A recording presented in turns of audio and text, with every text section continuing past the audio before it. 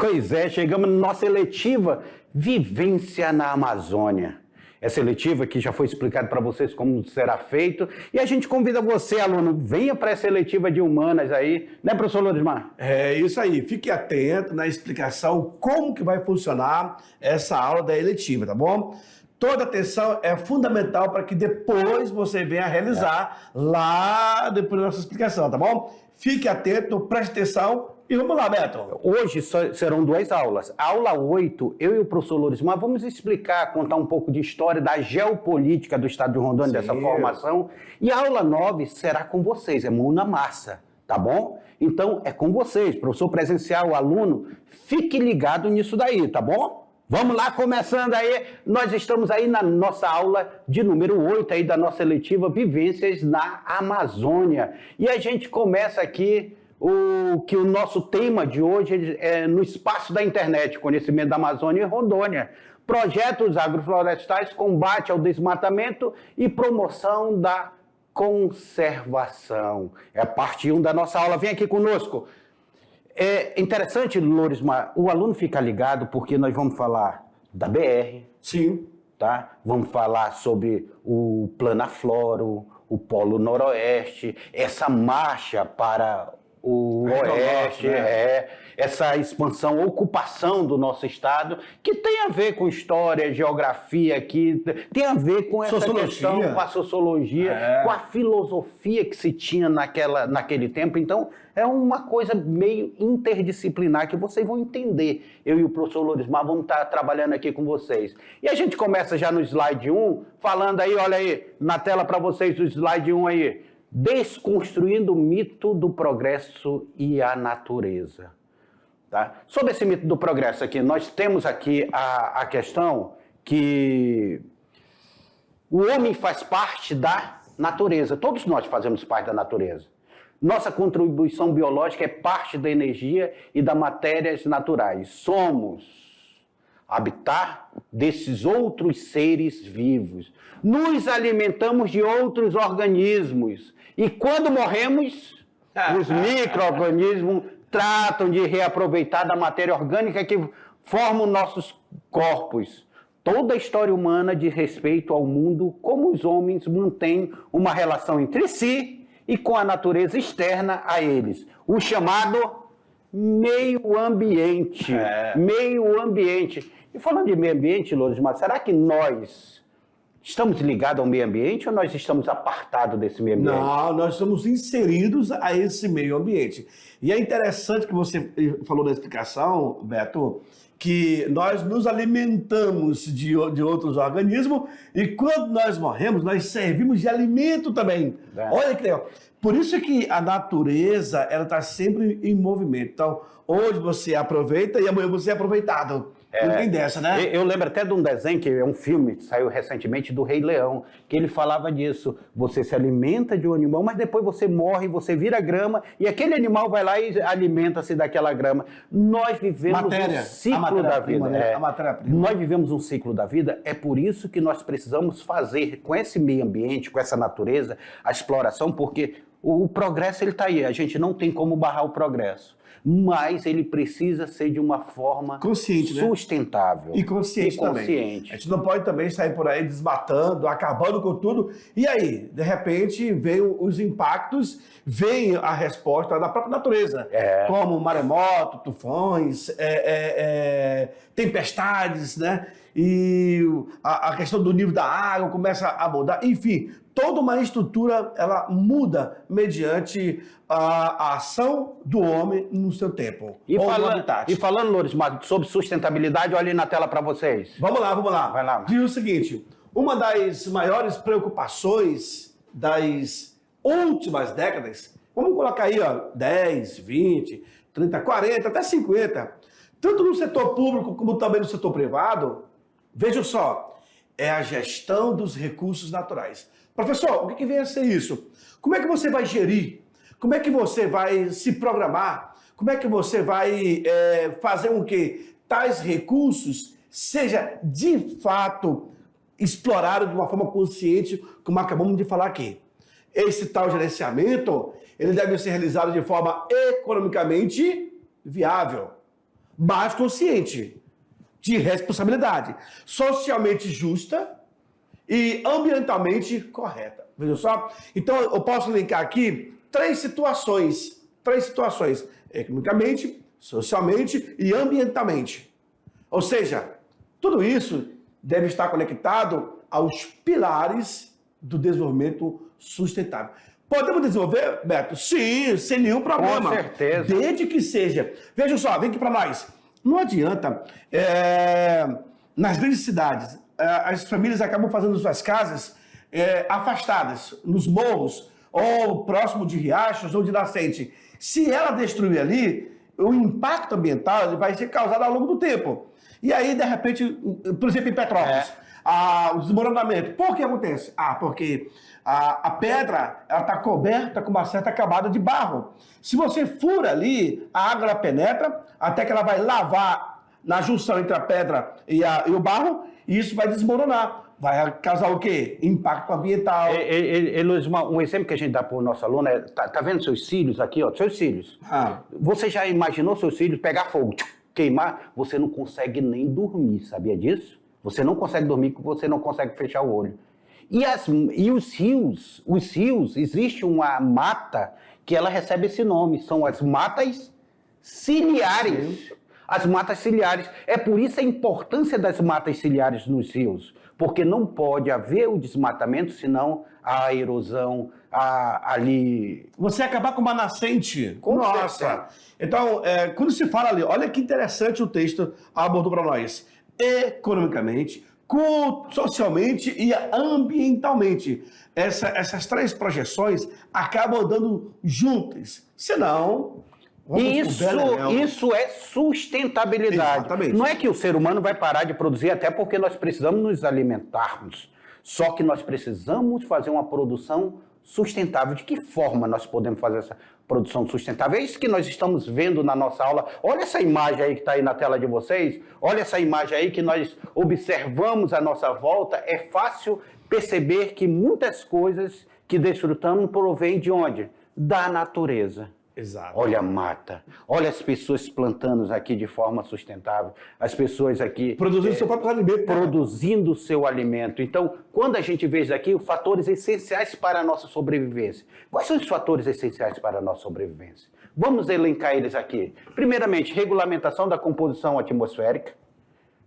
Ou seja, não podemos respirar ar poluído. Ciclagem de nutrientes, a mata ela derruba nutrientes e ela mesmo cicla seus nutrientes ali, e esses nutrientes eles vão sendo reproduzidos, vão virando novamente vida.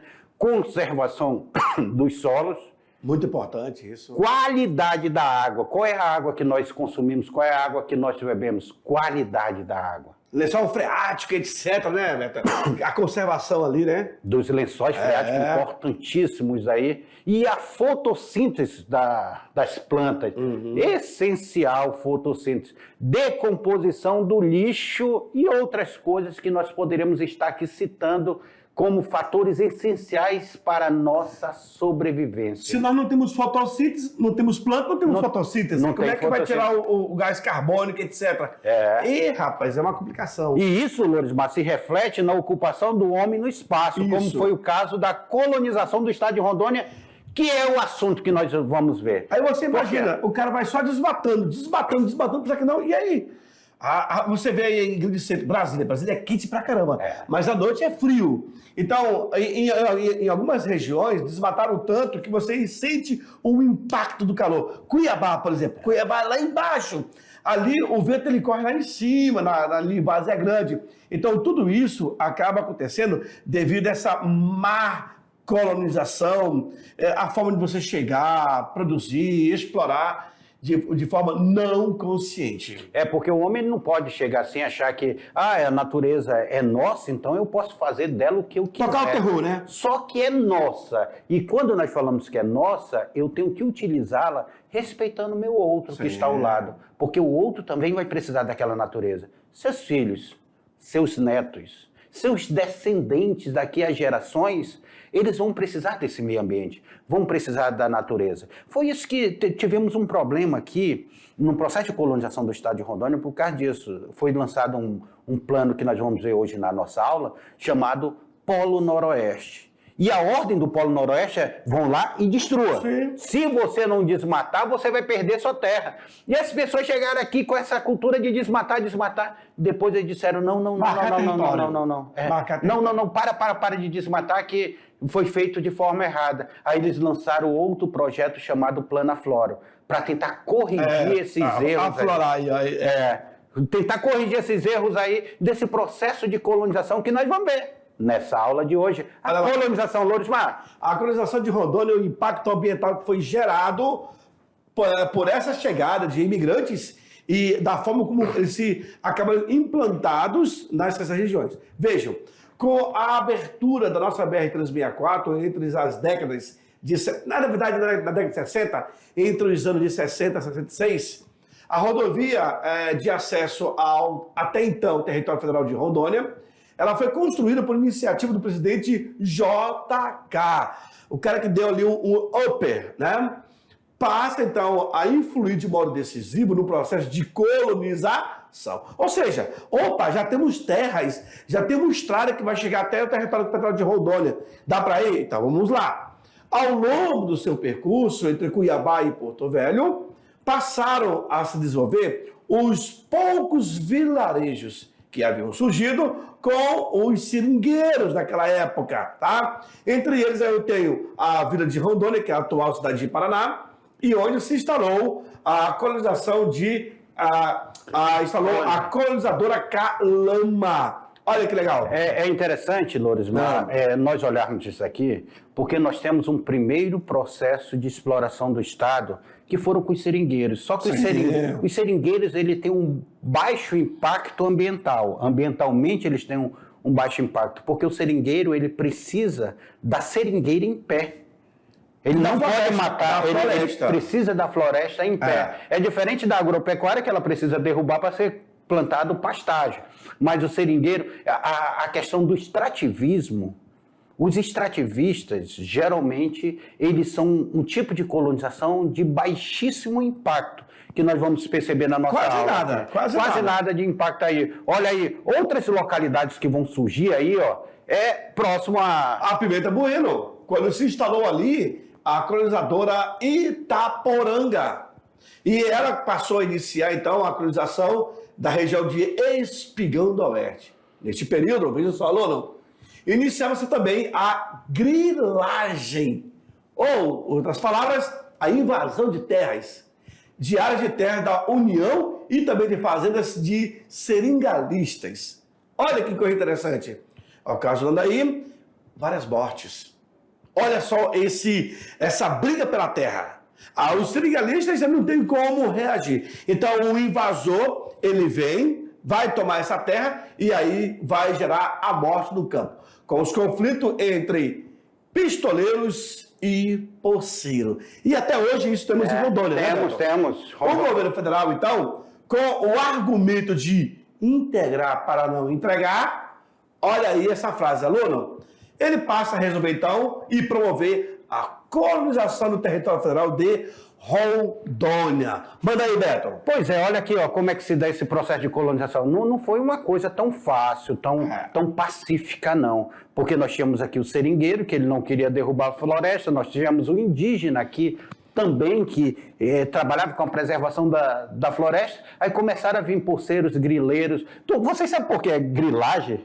Grileiro, você sabe de onde vem essa palavra grilagem? É porque as pessoas, antigamente, para falsificar documentos, eles colocavam documentos novos dentro de uma caixa e soltavam um monte de grilo, que fazia urinava e tudo. Aí o documento ficava parecendo que era velho. Perdido e tal, né?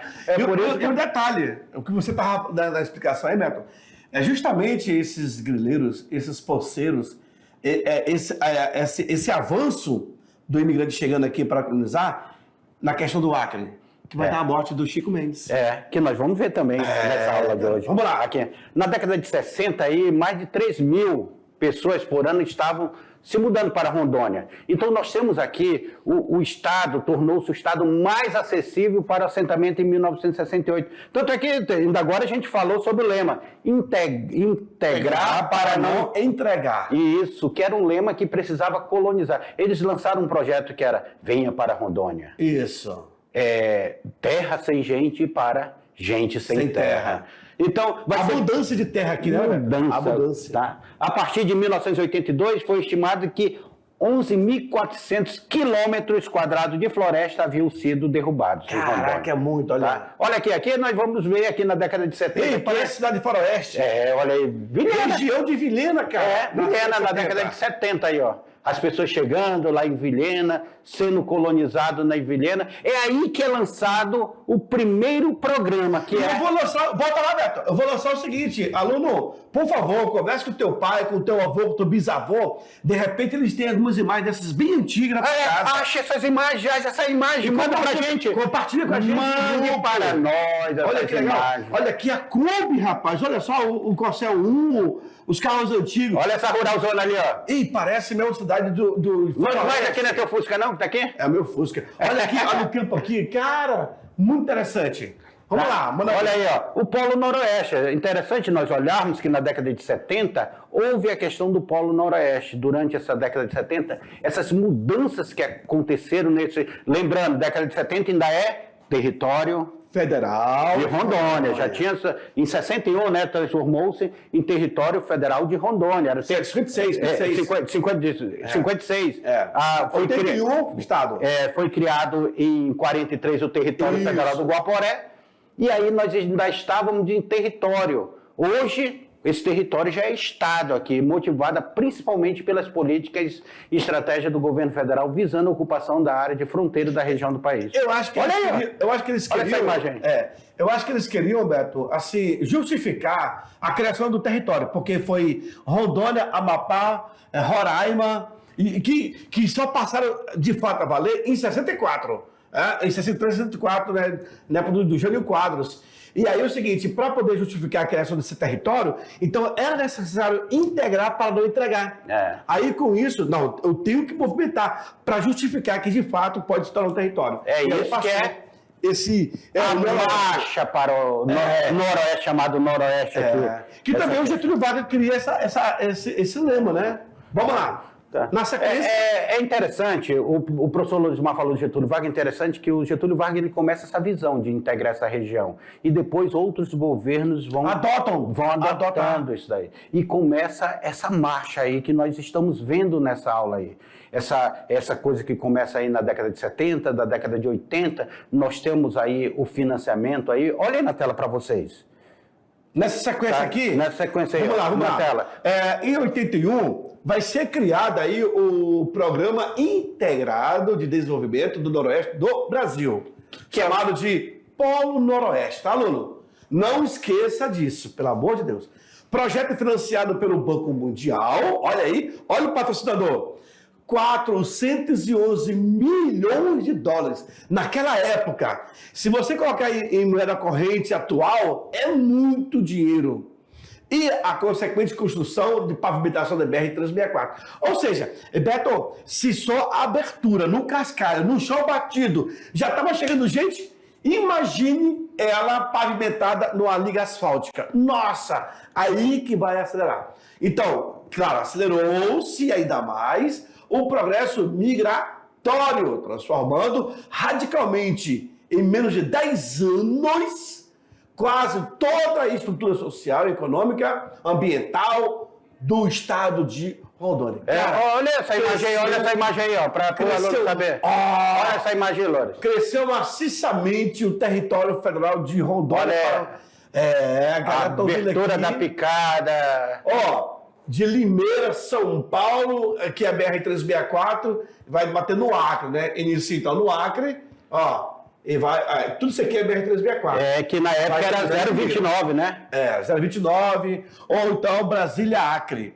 Na verdade, foi Brasília-Acre, aí depois 0,29. E quem vai, de fato, brigar por essa BR é o governo do Acre. Nós temos hoje, na nova literatura, essa confirmação. Inclusive, olha só, Gilberto Mestrinho de Manaus esteve participando da reunião, cara. Incrível. Então aqui dá para entender como que as pessoas... Cara, eles estavam querendo terras para poder ter o seu cantinho, plantar. Na verdade, desde quando os seringueiros vieram para cá, os aregóis, na primeira leva, na tentativa de ter aí, de fato, um ambiente para viver de forma digna, né? É por isso que o aluno do primeiro ano não pode perder as aulas de História de Rondônia. Com certeza não. Além dessa eletiva, você não pode perder a aula de História de Rondônia. Porque esse material aí, tanto dá para se beber da fonte da História e da Geografia, como também da Sociologia. Dá para fazer isso. Olha aí na tela para vocês aí. Vamos lá, joga na tela. Olha aí. Então, essa pavimentação... em Rondônia, aí da BR-364, foi concluída em 1984. E o número de imigrantes vai aumentar muito mais, 160 mil imigrantes por ano. Cara, era chegando gente de tudo quanto região. Inclusive, vários alunos nossos são descendentes desses imigrantes. Só fazer um comparativo, Beto. Agora, em 2006, na construção das usinas. Das usinas. 30 mil pessoas em Porto Velho. E a gente achava muito, ainda mais 160 mil por ano aqui vindo para Rondônia. Por ano? Por ano, vindo para Rondônia. Maria. Tá? O governo não pôde lidar com a enxurrada de imigrantes, e aí esse assentamento rápido começou aquele assentamento desordenado, o INCRA não conseguiu se organizar, aí nós implantar cada um numa terra bacana, né? Aí o impacto sobre os povos indígenas e sobre o meio ambiente foi inevitável, Lorismar. Era muita gente chegando, era muita gente desmatando, era muita gente... É por isso que lá em Vilhena... Vem aqui, Beto. É por isso... Aluno, se você pesquisar...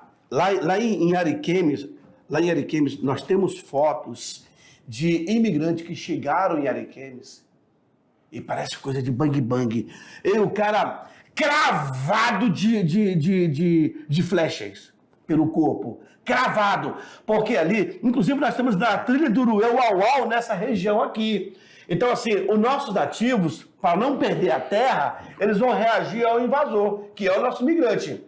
E de Vilhena até Ariquemes, os caras foram batendo pesado. Então, cara, nós que andamos o estado, Beto, você anda bem longe, você encontra uma casinha longe pra caramba do centro. E o cara tá lá. Por quê? Ele tem a terrinha dele. Mas tudo isso foi uma forma desordenada de ocupação dessa terra. Infelizmente.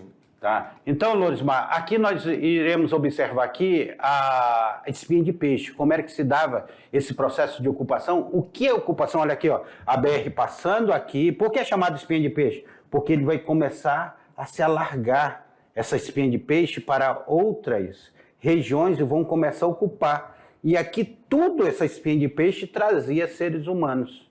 Na verdade, a avenida principal é essa que passa aí, depois e ela aqui, vai... ó, o colono chegava, Lorismar. Quem era que estava aqui? O indígena. Nosso nativo, né? O nosso índio. Aí o conflito... Ele vai ser expulso. Vai ser expulso. Vai ser expulso. Para não ser expulso, eles vão reagir. Eles vão ser contaminados com doenças, eles não tinham anticorpos, há uma dizimação. Vão aprender a cultura do branco, a beber, a fumar, etc. Aí começa, olha aqui, ó. Aí aqui olha já essa expansão. Essa foto de 2000 aí, essa volta lá, de peixe, aquela de quando? Olha aí, ó. Essa daí é bem antes, quando começa o processo de colonização, é daqui já uma foto de 2000 mostrando aqui já a espinha de peixe se expandindo. E com isso, o Polo Noroeste foi criado e acabou substituído pelo Planaflora. Que o Planaflora vai ser concluído em 1981 com orçamento de 216 milhões de dólares. Quais 72% seriam financiados pelo BID e uma contrapartida de 26% pelo governo brasileiro. 13% do governo estadual e 13% da União. É legal, Lorismar, que nós falamos sobre o... Vem cá conosco aqui. Nós falamos sobre o... Vem não, né? Não vem não, né? Não vem não, né, Beto? Nós falamos sobre o BID e o Banco Mundial. Sim, nós falamos sobre sim. esses dois bancos aí. E quando nós falamos sobre esses dois bancos aqui, quando a gente está falando sobre esses dois bancos, nós estamos falando sobre dois bancos que foram criados após a Segunda Guerra Mundial. Para a reconstrução da Europa, precisou-se ser reconstruída a Europa, foram criados esses dois bancos aí. O objetivo é patrocinar, o né? BID está dentro do Banco Mundial. Eles não são a mesma coisa. Tem muito parecido, mas eles estão dentro do Banco Mundial lá. Sim. Olha aí esse mapa aí para vocês. Bom, o mapa de 1986, a primeira aproximação do zoneamento socioeconômico e ecológico do estado de Rondônia. E aí, pela legenda, Luno, você pode ter a tua interpretação. Olha aí, pelas cores da legenda, o amarelo, a zona 2, essa que vocês estão observando nessa região aqui, né? O azul, esse zoneamento, essa divisão, essa composição de como o estado vai ser literalmente dividido. O que de fato está atingido. Olha a área indígena, vocês estão vendo? Esse verdinho aí, ó, claro. Esse verdinho clarinho. Ou seja, ele vai estar sumindo aos poucos, tá bom? Passa para o outro lado, Lorismar, para a gente ver lá. Olha aí, ó. Esse aí já diminui a questão a zona 32, a zona 33, a área indígena, a zona 31 aqui, já vai começar. Olha aqui, ó. Passa aí. Isso. Olha aí, ó. Então, esse aí é o segundo zoneamento. Essa parte aqui central, olha aqui ela. Ela é o 1, que pode ser... Tem uma regra mais... A zona 1, né? Mais aberta aí. Vamos lá. Plano Flora. O Plano Agropecuário e Florestal de Rondônia teve sua origem na identificação dos problemas no processo de migração pelo qual passou o estado, sobretudo na década de 80. E ainda tem aquela palavra migração e imigração, né? Ou seja, o deslocamento dentro do território, que é a migração. A migração que vem de fora. Então, iniciou o seu contrato de empréstimo, assinado no dia 19/9/92, na época da no Rio de Janeiro, né? Entre o Banco Internacional para a Reconstrução e Desenvolvimento, o chamado BID, e o Brasil para a execução dos estados de Rondônia. Ou seja, patrocínio não faltou. Com uma justificativa, né? Vejam, os objetivos, Humberto. O principal objetivo do Plano Flora consistiu na implementação de ações que propiciem o aproveitamento racional dos recursos naturais de forma favorável ao desenvolvimento sustentável de Rondônia. Recuperação da área desmatada dos ecossistemas frágeis. Ponto de vista econômico, o Plano Flora usava a proposta de captação de recursos financeiros do Banco Mundial para a viabilização do desenvolvimento do estado de Rondônia e, socialmente, seria essa participação da sociedade civil no processo dos diagnósticos. Então, o Plano Flora, ele tinha esse objetivo, Lorismar. E aí, na nossa última lâmina, aí, nós vamos ver que foi o invasor ao viabilizar o zoneamento. Foi inovador. Isso. Ao viabilizar o zoneamento socioeconômico. E ecológico, olha aí. Que em síntese era um instrumento técnico e político de planejamento. Tá? Então o Plano Flora, ele tem buscava sustentabilidade e a absorção de conflito, de temporalidade, olha aí. Então, Beto, o Plano Flora, através do seu documento principal de negociação, ele vai alavancar para as atividades de desenvolvimento e preservação. Seria isso mesmo? Porque nós temos aí, nós tivemos primeiro o Polo Noroeste, traz o processo de colonização. Há esse impacto muito grande. Depois o Plano Flora, ele vem tentar corrigir esses impactos que aconteceram. Inclusive, eu trabalhei num projeto do Plano Flora e era um projeto muito interessante com os agricultores. Mas eu quero lembrar o professor presencial que a aula 9, aula 9 é com vocês, a aula 9. A aula 9 vai ficar com vocês, esse espaço aqui. Eu trouxe texto na aula 9 para vocês, eu e o professor Lorismar, nós preparamos aqui para vocês textos, nós trouxemos vídeos para vocês agora fazerem uma discussão, olharem os projetos de sustentabilidade que existem no estado de Rondônia e, quem sabe, fazer na oficina um projeto aí com vocês. Com base nisso, vocês vão criar uma abordagem, uma leitura, vão se aprofundar em tudo que foi falado agora aqui na nossa aula. Isso só foi um norte para vocês.